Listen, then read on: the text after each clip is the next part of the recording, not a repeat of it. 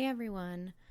Kind of have some bad news. So we ended up surrendering the Great Pyrenees to another rescue in Hesperia where she was found. When we took her on, we knew we were kind of taking on a little bit of a challenge, but I know that Grant was really excited because he always really wanted to he always really liked Great Pyrenees dogs, and he was just, we did our research. We talked to a bunch of people. We joined some communities that had experience with Great Pyrenees, and even one of the renters that rent some space at our property for their trailer, they had Great Pyrenees, and they were talking about them and giving us a lot of advice and stuff.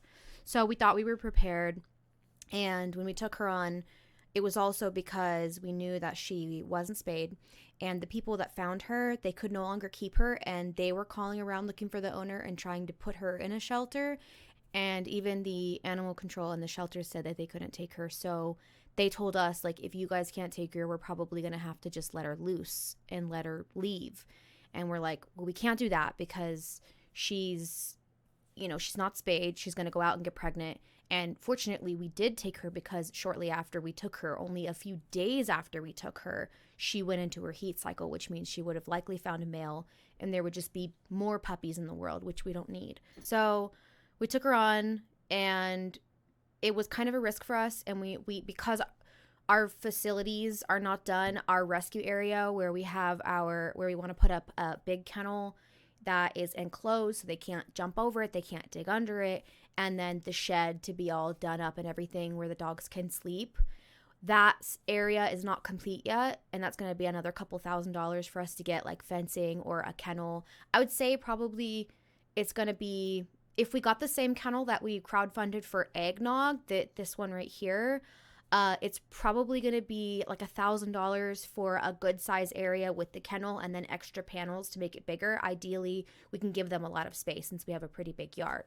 But since that area is not done, we don't have a safe and secure location. There are some breaches in our backyard where big dogs can climb out if they really want to, and that's why it's not safe for us to have them just be back there. The other reason why we decided to surrender her, other than the fact that she chases my cats and she actually might harm them because she's like tried to go at them. I actually am very confident that she would harm them, but she would immediately run after CV, our bird. So we had to secure her and make sure she was never around our bird, so she can't be loose in our house. Lastly, the only area we could keep her, especially because it's been raining so hard here, was the kennel in Grant's office. And she's actually so restless and so bored and strong that she's pulling it and breaking the only extra large crate that we have to house her. So it got to the point where we were like, okay, well, they can be in the office together if we're supervising them. And then she and Eru got into a really big fight.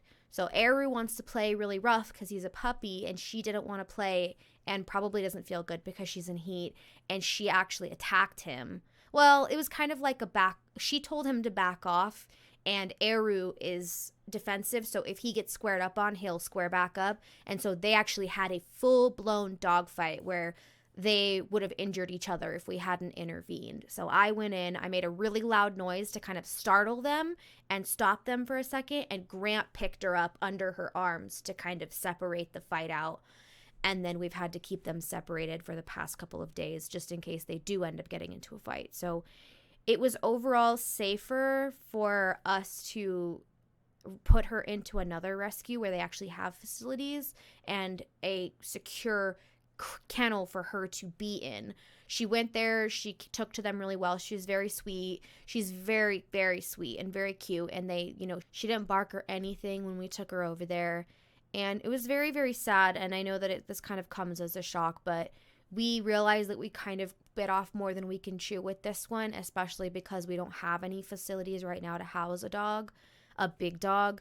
And what we're going to do right now, our main thing that we think we're going to do first is we have a plan for a couple of things. We want to one, focus on local events, microchipping events, and potentially doing vaccine events. So we could get certain types of vaccines that we can administer and administer them to people locally who don't have maybe enough money to get them to a vet, or maybe their dog had puppies and they are not vaccinating them. We could at least set those dogs up for success and do some things that we can with the funding that we maybe can get, or like over time can save up. Two, we want to maybe go to local animal shelters, Victorville, Apple Valley, Hesperia, and video, like showcase their different dogs, maybe spending time with them just so people can kind of see like, oh, maybe that dog's for me, maybe that dog is for me. And it's very difficult to look at a dog on a picture on a website and it's like, these are the dogs that are available for adoption, and then you don't know anything about them. You don't know if they're sweet, if they're good with people, how they act in a play setting. So we want to focus on doing things like that where we don't have to bring animals back to our residence, because it's just not safe for us to have them in our house when we have other critters and they can't be trusted. It is unfortunate that it had to come to this, but we know when we need to accept defeat, and that does happen. So there was only one person that donated towards her care, and that was somebody who subscribed to Patreon for naming her, to suggest a name other than the patrons that we already had over on Patreon. So we are going to offer them a full refund of their pledge, because we ended up needing to give her to another rescue. And then, we didn't receive any funding this time, and this is not, this is nobody's fault. It's times are tough right now. So we were unable to receive any funding for her care, and right now we can't get her spayed. We don't have the finances. We're just starting up. So that's kind of what's going on. And like I said, it is a little bit of a bummer, but we did what we could. We made sure she didn't end up on the street, and we got her out of the rain. And that's the most important thing right now. And we hope you guys can understand that this situation was just a little bit too much for us to take on. And, it isn't a rescue if you don't have the means to be able to follow through with that rescue. So we ended up getting her to somewhere that can give her what she needs and to be able to help her find a home. So that's the situation with her and kind of our next plan. So that's kind of what we're going to be focusing on, continuing to show you guys our training with Eru and him working on the little buttons that we've been working on. He's now has 2 buttons. He has food and he has pets, and he's able to let us know when he wants one or the other, but we're kind of slowly introducing them as we go, and that's been a really fun process. And we want to start doing different types of animal education for you guys, things that you maybe suggest, or animals that we have in our care that we can advocate for, and talk about that kind of expectation versus reality type educational video.